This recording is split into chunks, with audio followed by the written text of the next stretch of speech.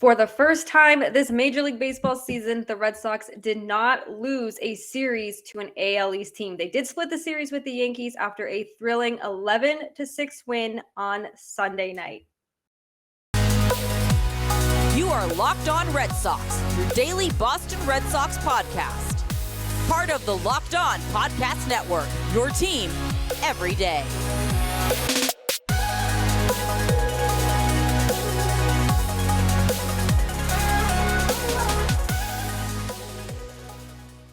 Hey, Red Sox fans, you are going to love this. Today's episode is brought to you by the Sports Card Investor app. Welcome to the world of trading cards reimagined. Stay tuned later in the show for more information on this awesome new tool for collectors. You're going to want to check out the Sports Card Investor app.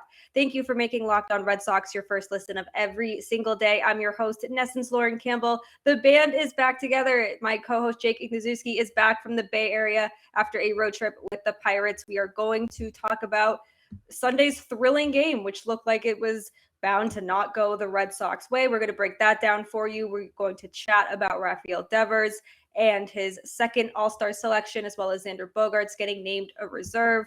But let's start with Sunday, because it was a classic Red Sox-Yankees Sunday night baseball game. It was like 8 o'clock, and it was only the third inning. It had the makings of the perfect Red Sox-Yankees game, and the Yankees jumped out very quick all over Nick Pivetta, and I was like, oh no, this is just going to be another loss. Jake and I are going to have to talk about how the Red Sox just cannot win series against AL East teams, but the Red Sox pulled it out, and I think my biggest takeaway is that this offense finally showed what it's capable of. The Red Sox were down, they looked like they were out, and it finally exploded for 11 runs against a Yankees team that is very tough to beat.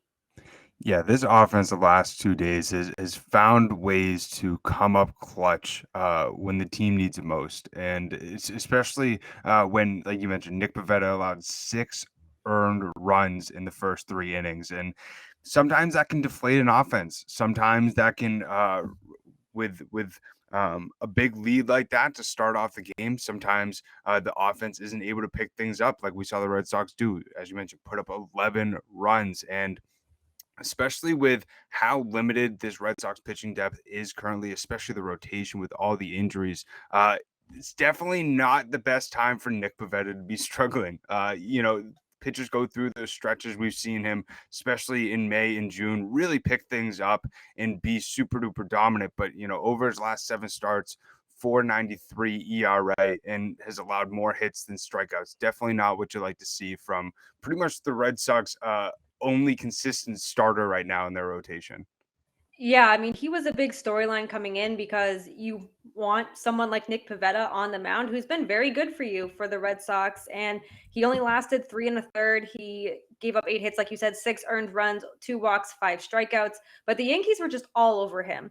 And they were just taking advantage of every single pitch he threw. And over his last 7 starts, he now has a 4.93 ERA. It's unfortunate to see, but like you said, these pitchers go through stretches. I think he'll be fine. I don't think this is like a Matt Barnes situation where they're just not going to figure out what the heck is wrong with him. But I'm not too concerned. I know this Yankees lineup is very deep. It is very strong, and they're all very, very good hitters. They are impressive hitters. So while certainly not what you like to see, overall, I'm not concerned with Nick Pivetta. Me either, especially with Chris Sale, Nathan Eovaldi, Garrett, Whitlock potentially coming back. Obviously, Whitlock will be in the bullpen, but it'll be nice for the Red Sox to get some reinforcements in that rotation. Will be interesting to see how Eovaldi and Sale both come back. We can't fully expect the top tier of both of those pitchers both coming back from injuries, but it'll be nice to see a MLB caliber pitcher on the mound. It's been cool to see the Woo Sox pitchers and some of these prospects come up and try to have an audition to be a part of this Red Sox rotation or this Red Sox pitching depth. But it is a little bit tough to go into a game feeling confident when the Red Sox have a guy on the mound who doesn't have a ton of experience under his belt pitching against major league caliber batters. So it'll be interesting to see how, with Eovaldi and Sale coming back, how that really helps out the Red Sox pitching depth, how it allows guys to rest up in the bullpen and everything like that. But we've seen Nick Pivetta be able to come back after a tough stretch and really dominate. So hopefully he's able to go back into the film room, go in to speak with Dave Bush, figure out what did not work well, and come back his next start and really show what we saw in May and June from Nick Pivetta. Yeah, 100%. And before we get to the offense, I do want to talk about some of the pitching depth we did see Sunday, and Saramora, who pitched 2 huge innings of relief, and also Kaleb Ort, who pitched for the first time for the Red Sox. It was nice to see him on the mound and not do so bad. He's wearing 61, just like Bronson Arroyo did, just like I believe John Lester wore 61 for a while, or maybe it was 62. I can't remember, but nice to see both of them, especially Saramora, who has had plenty of struggles this season. I mean, he went to Worcester really briefly. He's been with the Red Sox. He's just really struggled this year.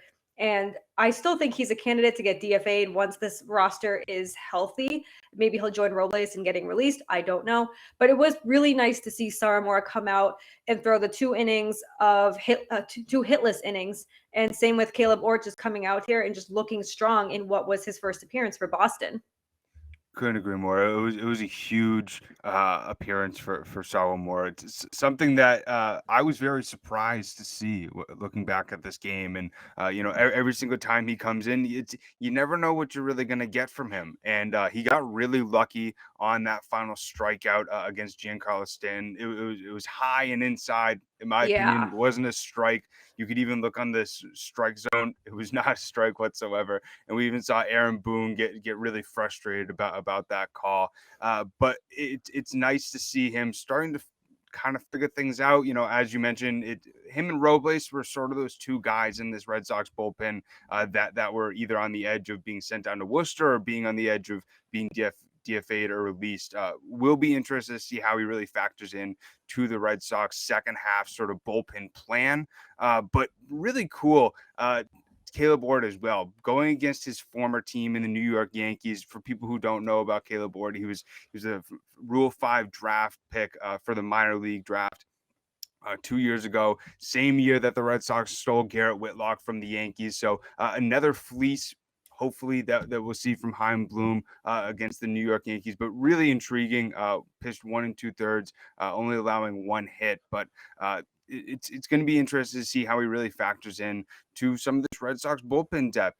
Some of these guys, I was thinking about it with obviously what we saw from Bayo, what wasn't super duper intriguing, but with Bayo, Seabold, Winkowski, even Kaleb Ort, these are auditions for these guys to find a way on this Red Sox depth going into the second half and maybe in 2023 after the Red Sox get to really see what they're able to do in the major leagues.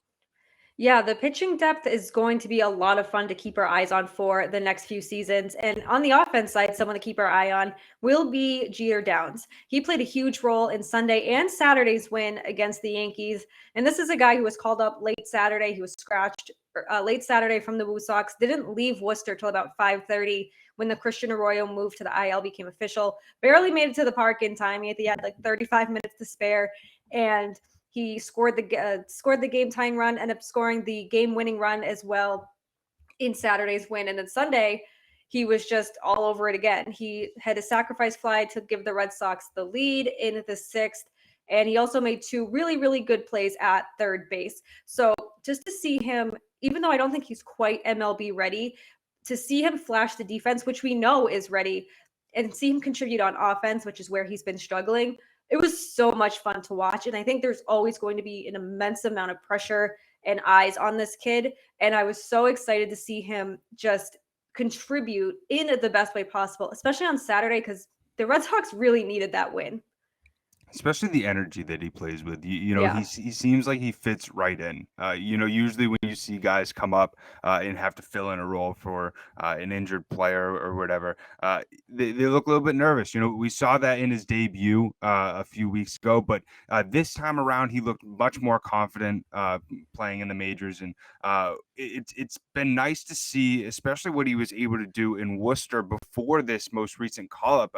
After he got recently sent down after his debut, he had been hitting over 400 for the Woo Sox. And in the game that I went to when Chris Sale pitched, he had a nice home run, got a few steals in there, really flashing those 5 tools. And so, I mean, if he is really able to find a way to do a better job as plate discipline, do a better job of being a more contact hitter, because we've seen him show his home run power. We've seen him show his great glove, but what he really needs to do is have that plate discipline, not strike out as much, get on base a lot more. But if he's really able to do that, we're going to be able to see what everybody expected from Jeter Downs when he first got traded over from the Red Sox, even in his early prospect days. But it's nice to see him getting a lot more confident and really sort of finding a potential role maybe next year for the Red Sox. If this is all auditions for these guys. And so if he's able to continue to show what he's able to do,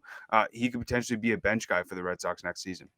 Yeah, and I think it's just the way this is going to go when Kike Hernandez inevitably comes back. He'll probably head back down to Worcester. He is replacing Christian Arroyo on the IL, so he's here for at least 10 days. But hopefully he gets some more time and we can kind of see him evolve, hopefully a little bit. It's not a lot of time to evolve, but he's doing really well in Worcester, and hopefully that can continue to translate to the MLB level. And the offense was just, we've talked about this since the beginning of the show, that the offense finally showed what it's capable of doing. Franchy, Cordero scored the first 2 runs. He had a 2-run home run. Christian Vazquez homered. JD Martinez had the game-tying homer in the 5th and made the game 6-6. And this was the first time he hit a home run in 25 games, which is not, it's unlike JD Martinez. So to see him finally kind of get that monkey off his back over the last 25 games was really exciting to see. You had Jeter Downs with a sac fly. Trevor Story doubled to drive in 3 runs. And Franchy with a sac bunt just kind of pad those stats and get that lead up a little more. So to see this offense finally click against a team like the Yankees, they have a 15-game lead over the AL East. They are very comfortable, the Yankees, sitting in first place. But if the offense was ever going to show up and show what it's been capable of and why there was so much hype around it going into the season, Sunday was a perfect example as to why. Everybody contributed, and you know, it's really nice to see JD start to show that power once again. As you mentioned, long stretch where he did not show that, and it was kind of weird for me watching the game and you know, seeing Matt Carpenter's stats up on the Red Sox scoreboard. I think he's hitting like 333 with like 9 home runs, and it made me think, obviously he's played a considerably less games than JD has, but he has 9 home runs and JD has 8. I don't know. That just looked so weird to me. A guy like Matt Carpenter, I believe he's like 36, 37 in the later half of his career, but it's nice to see JD really start to find ways to come up clutch when the Red Sox need it. You know, even though he hasn't really hit a lot of home runs recently, he has found ways to come up when the Red Sox do need it. But we've seen over these past few weeks the 3-headed monster that the Red Sox have with Devers, Bogey, and JD, a little bit of an off stretch over these past few weeks. So it'll be nice to see those guys really start to pick things up, and we really saw that tonight. Yeah, we really did, to say the least. And it was just exactly what the Red Sox need going into another tough series against another AL East opponent in the Rays. Hopefully, Rafael Devers will rejoin this lineup after tweaking his back over the weekend. We will talk about Rafael Devers in our second segment of the Locked On Red Sox podcast. We'll talk about the return of Sale and Eovaldi and Whitlock and give you updates on them and where they are in their progress.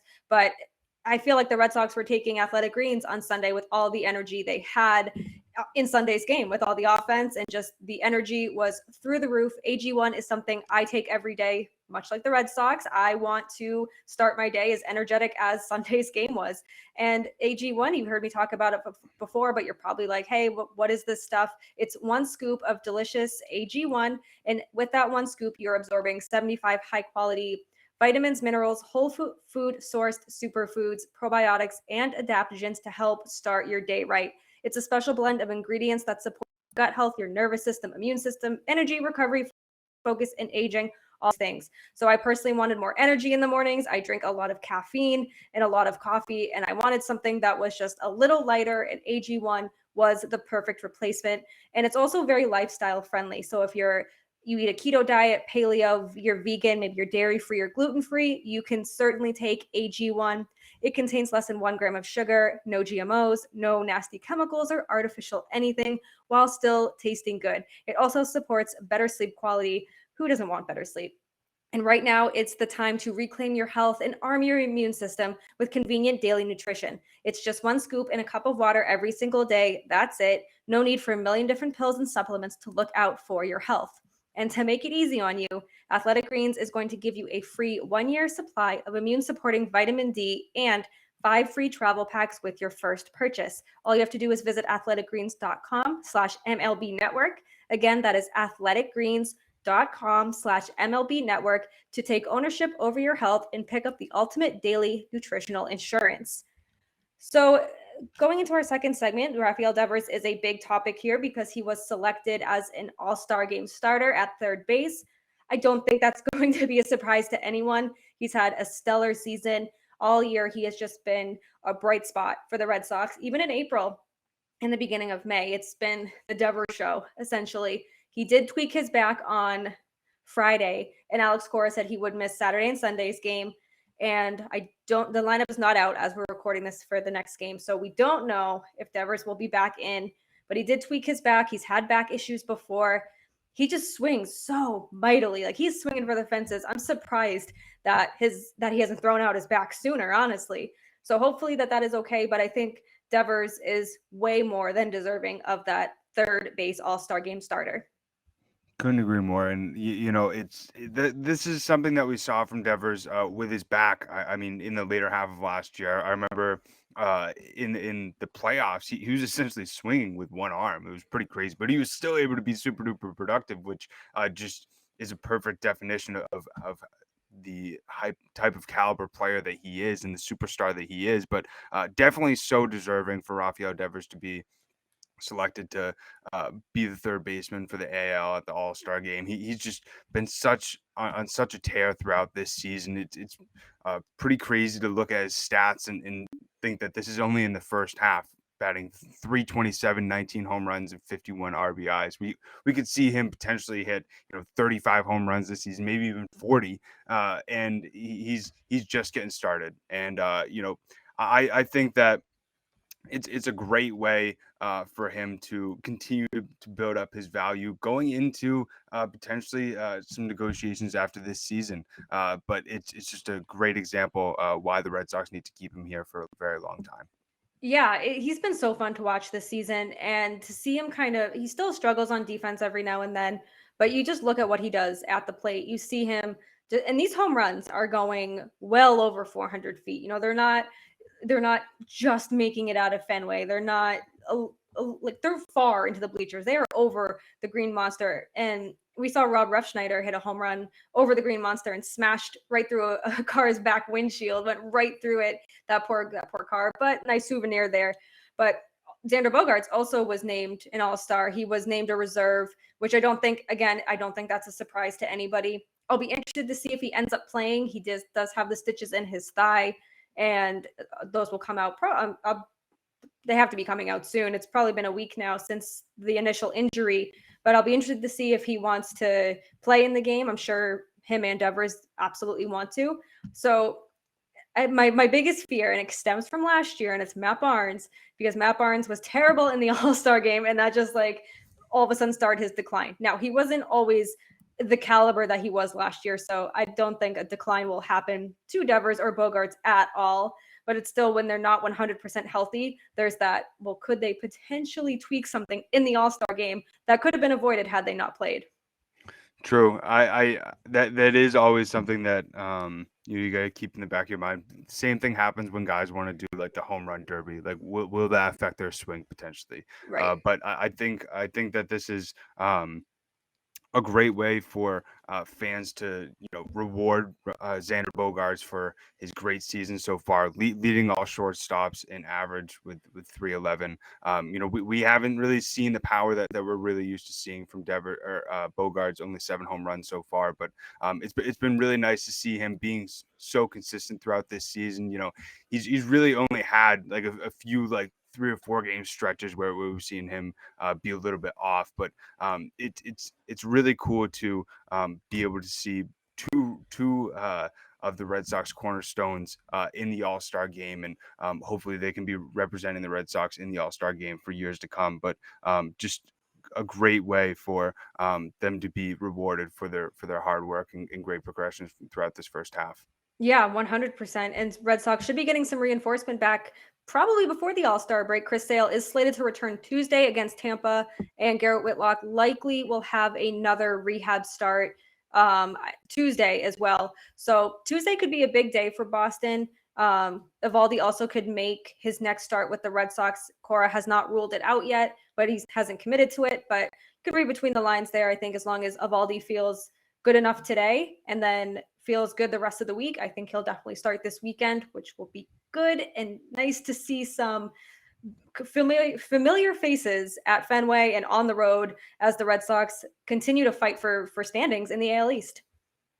This is the perfect timing for these guys to come back, especially against Tampa. I mean, it's just so competitive in the top 4 of the AL East. That's something that we talked about all throughout the offseason. It's not surprising, but especially when you're trying to continue to gain ground in the AL East division.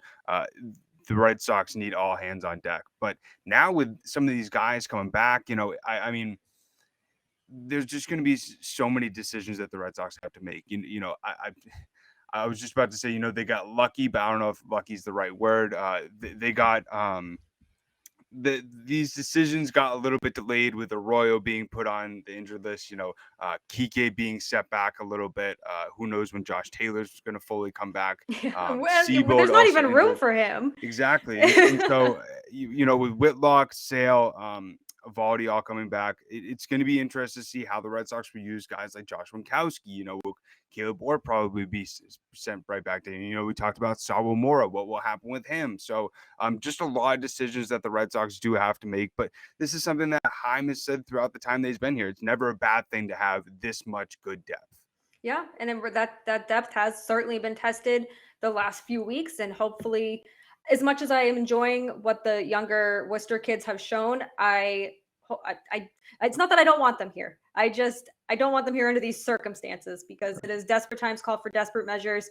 But we have one more segment for you in the Locked On Red Sox podcast. As always, we'll finish this on our mental health minute. And if you've been following me on Twitter, you've been following Derek on Twitter, you probably know that we're doing a wedding countdown, the last stretch of our wedding countdown with Bruins trading cards. And Jake is going to tell you all about the Sports Investor Trading Card app. So I don't know about you. I've been a huge fan of collecting sports cards throughout my childhood. Whether it was rookies, whether it was autographs, whether it was jersey cards, and this has been one of my favorite apps over the last few weeks. Ever since I found out about it, the Sports Card Investor app. It's completely free, and you can easily browse over 630,000 cards from every sport, with hundreds added each and every single week. And you can also check the latest values as well. I used to just go right on eBay, see what was sold, and sort of calculate it that way. But it's pretty amazing that the Sports Card Investor app has that built into the application, and you can really find the best prices and buy directly through the app. You can find breakout stars, prospects, even older cards from 70s and 80s, and really be able to build up your collection with some of your favorite players. And especially with how much the sports card industry has really had such a boom, with the values going skyrocketing and people being able to make a lot of money off of these cards. It's never too late to get into collecting sports cards, and the Sports Cards Investor app is the perfect way to do just that. Find the best prices. It's completely free. Why not check it out? So download the Sports Cards Investor app today. It's available for free in the Google Play and Apple App Store, or you can also go to sportscardinvestораpp.com/lockedon. So as always, we'll end the show on our mental health minute. And it's been a while since Jake and I have been back together. Like we mentioned, he's been on the road. He's been crushing content for the Woo Sox to bring you to unlock right here on Locked On Red Sox. And I just wanted, Jake, I don't know how you do it. I know you're young, so you still have a lot of energy, must be the athletic greens, but you have just been absolutely crushing it. And there's been times where I'm just I mean, we've talked, like I have so much on my plate where I'm like, I don't know if I'm going to be able to get to the show tonight. And it's just, you step up so without any questions. It's so seamless. And there's times I'm like, I don't know how you do it. And I noticed on your Instagram, like you journal a lot. You have this amazing, like positive mindset to start your day, even when your days aren't going all that great. I really appreciate that. It's not easy. And I wouldn't be able to honestly do it if I didn't have my morning routine. Um, if I didn't take that time out of the day to, um, you know, express gratitude, do positive affirmations, and be able to get my mind right before I start the day, because it's pretty crazy how the mind works. I mean, there is some times where I can make up in my mind, I have to do this, I have to do this, and then I'm just like, are you kidding me right now? You get to do this, Yep. and I it's all about the perspective that you have, and if you really look back, at least for myself, growing up a Red Sox fan, and even for instance, being able to do what I had the opportunity to do last week, talk to Chris Sale. I mean, that was like a pinch me moment, and it's something that I'm so grateful for, and I've expressed on this podcast throughout the time that I've been on here. This is a dream come true to be able to talk about the Red Sox as much as we do, and being able to do everything that I'm able to do. It really all comes down to my self-care and being able to not really put too much on my plate, and being able to take that time to really take that rest. And it really is as easy as just putting your phone down for like an hour and just going outside and just breathing and just listening and breathing in the fresh air. And something that's changed a lot for me is that instead of waking up and going right for my phone the second I shut off my alarm, I just kind of lay there and just start to wake up, and I do my affirmations then instead of just doom scrolling through my phone to try to get that serotonin. I was like, I look at my phone all day for work. I'm on a screen all day for work. I can look at my phone another time. I don't need to be waking up and like staring right at my screen. So the positive affirmations, 100%. We absolutely love what we do. We love being able to talk Red Sox Monday through Friday with you. Thank you, as always, for making Locked On Red Sox your first listen of every single day. Rate, review, and subscribe to Locked On Red Sox right here on YouTube, Apple, Spotify, wherever you get your podcast is where you can find us. You can also find us on Twitter at LO_Red Sox, Jake at Jake Iggy, and then me, La Lauren, 3 Laws Lauren with 4 R's. And check out all the other shows across the Locked On Network, Locked On Yankees, Locked On Orioles, who are just on a really fun run right now. So Connor's probably really enjoying himself over there at Locked On O's. Be sure to check that out. And now that you've made Locked On Red Sox your first listen, head on over to Locked On MLB Prospects to make it listen number 2 for you today. Host Lindsey Crosby, Prospect Encyclopedia, bringing you all the insight of MLB stars of tomorrow, like Brian Bayo, Connor Siebold, all the amazing Worcester prospects and MLB prospects. So be sure to check that out. We will be back tomorrow. Let's keep these wins going. The Red Sox begin a series against the Rays. So let's, as we always do, let's end the show how we always do. Let's go Red